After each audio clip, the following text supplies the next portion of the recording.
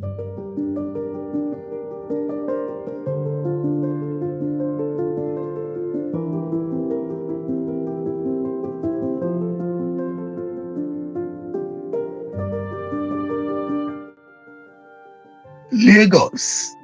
a city defined by chaos, by commerce, and by contradictions. To understand our soul, we must look back to the men who built our foundations, men who rose from the shackles of history to dine with queens, only to risk it all for honor and for land. His life began with a poetic destiny.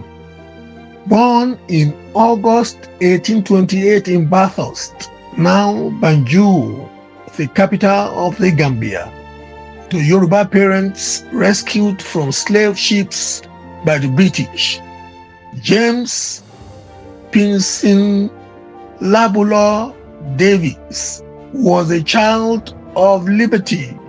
He possessed a voracious mind, mastering Latin, mathematics, and Greek at the CMS Grammar School in Freetown. But before he answered the call of the sea, he served as a school teacher, shaping young minds. Yet, the classroom could not contain his spirit. In a twist of fate, the son of liberated slaves joined the very fleet that freed his parents, the West African Squadron of the Royal Navy. He trained aboard the HMS Volcano, becoming one of the first West Africans to master the art of naval warfare. In December 1851, he returned to the land of his ancestors, not as a captive, but as a conqueror. During the Ogwaoyaya or Boiling Battle, the bombardment of Lagos to oust the pro-slavery king, King Kosoko, Davies stood on the deck of the HMS Bloodhound. While officers fell dead around him, he stood his ground, shedding his blood in the lagoon to help birth a new era for the city. By 1852, the sailor became a merchant after a tragic shipwreck took one of his vessels, and the sea later claimed his brother Samuel. Davies wisely turned his eyes to terra firma. He was a man who knew how to turn headwinds into gold. His wealth grew rapidly, the origins of which remain a subject of mystery and speculation to this day. Was it cotton? Was it maritime trade? Whatever the source, he became a pillar of the elite. But his personal life was a tempest. His first marriage to the Spanish beauty Matilda Bonifacio Serrano ended in heartbreak just 9 months after with her untimely death. Yet, grief steeled him for a union that would capture the imagination of the British Empire. In 1862, amidst crowds so large the police were called to control them, Davies married Sarah Forbes Bonetta, the Egbado princess rescued from the vicious court of King Gezo of Dahomey and adopted as goddaughter by Queen Victoria in Brighton, England. The merchant captain and the African princess, they were the ultimate power couple of Victorian Lagos. Davies believed in enlightenment. He poured his fortune into the church and education, providing the seed funding for Nigeria's first secondary school, CMS Grammar School, Lagos. He was building the future, but in the volatile world of 19th century commerce, the higher you rise, the harder you fall. In 1876, the unthinkable happened. A massive deal with a Manchester firm, Child, Mills and Co. went sour. Davies had mortgaged his properties, 15 in Lagos alone, for capital. When the Manchester firm went bankrupt, the creditors came for Davies.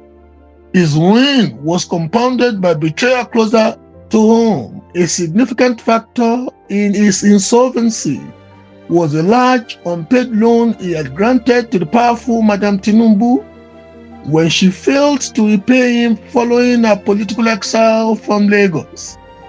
Davies was left exposed. It was a humiliation that shook Lagos society. A grueling 15-year legal battle ensued. The British judge, sensing the scandal, remarked that this matter would bring, quote, discredit and shame upon men who had hitherto borne an honorable name, unquote. He lost his practice, he lost his reputation, and in the midst of the storm, in 1880, he lost his beloved Sarah to tuberculosis. A lesser man would have crumbled. Davies simply looked for a new horizon. If the sea had been quell and the courts queller, perhaps the soil would be kind. Around 1879, at his farm in Ijon, around the body of water between Ijegun and Festac town, still called Oko Davies or Davies Camp, he planted seeds of a Brazilian cash crop obtained from the island of Fernando Po, where another illustrious Lagosian, William Allen Vivo, already operated the largest cocoa plantation in the sub-region. Davies didn't just plant a crop, he planted a revolution. He was the first person to plant cocoa on the mainland of West Africa. The historical record is clear. Justice W.B. Griffith, the Chief Justice of the then Gold Coast, now Ghana, confirmed Davies' pioneering role. Writing in the Journal of the African Society in 1916, he said, "As far as I am aware, the first person to plant cocoa on the mainland was late Captain J.P.L. Davies, a well-known native of Lagos who in 1882 used to tell me about the farm he had lately made just beyond the protectorate of Lagos. He did not hoard this treasure. He mentored Jacob Kehinde Coker, sparking the Agege Planters Union and fueling the economic engine that would one day make Western Nigeria the administrative point of reference under Chief Awolowo's pre-independence premiership." Captain Davies died in 1906. He never regained the immense wealth of his early years, but he left something far more enduring. His story echoes in the Lagos of today, a city still grappling with land disputes, with sordid wealth, and with the fragility of reputation. But his bloodline continued to serve. It was his descendant, Dr. Ameyo Adadevo, who gave her life to save Nigeria from Ebola in 2014, displaying the same courage her ancestor showed on the deck of the HMS Bloodhound. Soldier, sailor, merchant, pioneer, James Pinson Labulo Davies proved that while fortunes may fade, legacy is eternal.